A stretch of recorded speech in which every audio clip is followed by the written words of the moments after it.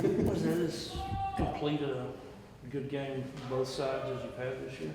I think you know the answer to that. I mean, obviously, all starts with Boudreaux. I mean, he kind of went out and set the tone, and really good performance by him. Thought he threw the ball really well.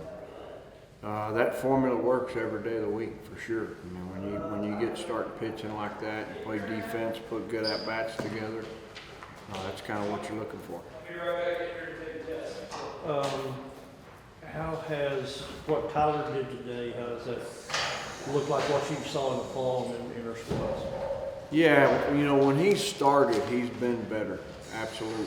And so wasn't any big surprise, but he was so good as a starter. Sometimes we thought we could use him out of the bullpen, if that makes sense. And sometimes you outthink yourself a little bit. Thought he was really good today as a starter. And, you know, hopefully, you know, you can set the tone for the next guy. And I thought he did that. With what he did today and with what maybe Will did last night, Beavis gave you a couple of scoreless innings. Yeah. What can that do for your staff-wise and maybe just confidence and mentality? Yeah, I think guys, feed off each other for sure, especially starting pitching. I mean, when starters go out and they compete with each other, I think that always helps. And what you're obviously looking forward to is watching the next guy behind Boudreaux, right? And then the next guy, they compete a little bit with each other. More than anything, just thought he was really good today. Tyler mentioned his breathing technique on the mounds helped him. How has that helped him be so effective today? How does breathing help him? He said it takes 2 deep breaths before he goes up and pitches each pitch. Yeah, I mean, you ought to go outside and try it.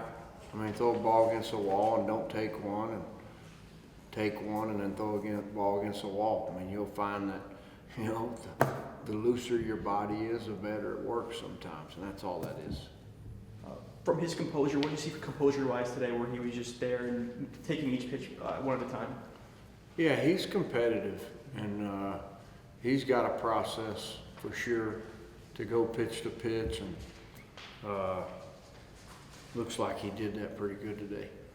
You mentioned how you wanted your team manufacture runs over multiple innings, not just all at once. How did your team manufacture all those runs across the second through the 8th inning? A lot of different ways, right? I mean, I can't recount every one of them, but you know, there was some moments in there where we got some extra bases, which always helps. There's some moments in there where guys drove runs in. Obviously, Rob swung the bat really good today.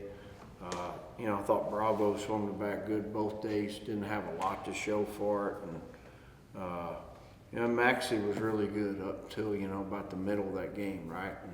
And put together some really good at bats, you know, early today. For Beavis and Drake coming in to relieve Boudreaux, how did you guys see them close the game today? Good to see him get on the mound, right? I mean, obviously, Beavis is a big arm. You can see that. And, the more he gets on the mound, the more comfortable he's going to get. And Drake, you know what you're getting with Drake. You're going to get strikes. You're going to get 2 or 3 pitches, and just about executing. And for UC San Diego's pitching strategy, where they had 8 throughout the entire day, what did you make of that strategy? That was a good strategy, huh? I mean, they just kept running left-handers out there. We kind of knew that going in. They'd done it some. You kind of set your lineup for a right-hander, and then they go left-handed the whole day. Impressive that they had that many, right? What's been y'all's kind of maybe message to TJ, where he's struggled in the field, but I mean he's batting .400, and I think he's tied for the Big 12 lead in home runs.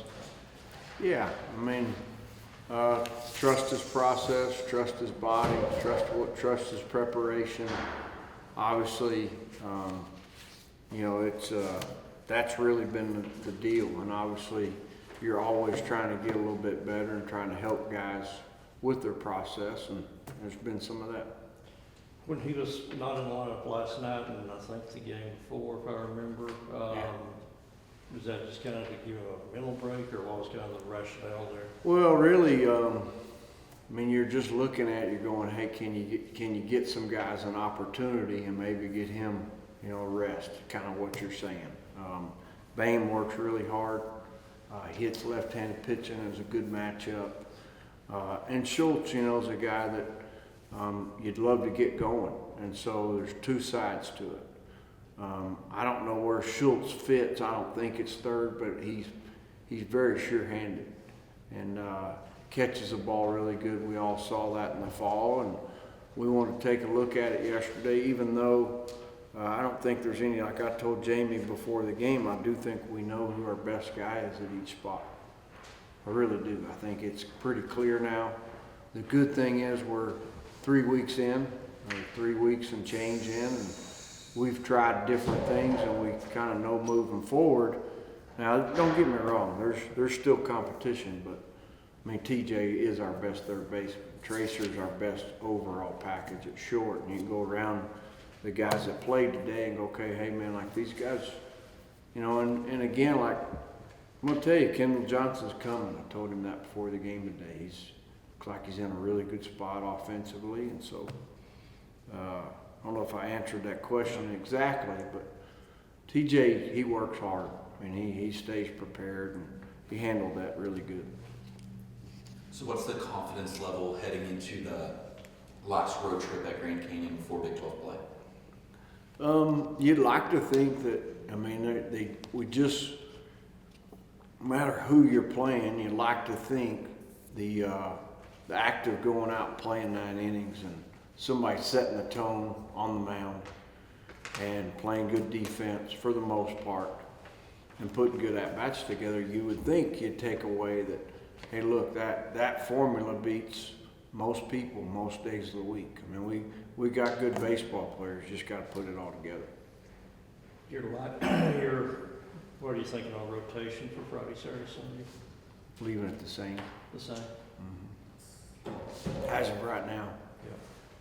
Well, you said a moment ago that you know who your best position player is at each spot. Do you know who your 3 best starters are? Well, that's an interesting question right there, because I mean, that was the 5th guy we ran out there as a starter today, and by far he was the best one, right? And so, how do you really know this early? You just don't know, and so you got this weekend to try to figure that out, and it's okay if it's not perfect every day. You can, I mean, it's fine. So, but you'd like to think that you keep running guys back out there, they're going to get their feet on the ground and get going, right? Back to Boudreaux, what are his biggest strengths pitching-wise? What pitches are his best? Fastball, slider, change. Anything else? All right, thanks guys. We'll see you guys next week. Thanks. Thank you, Appreciate Coach. it.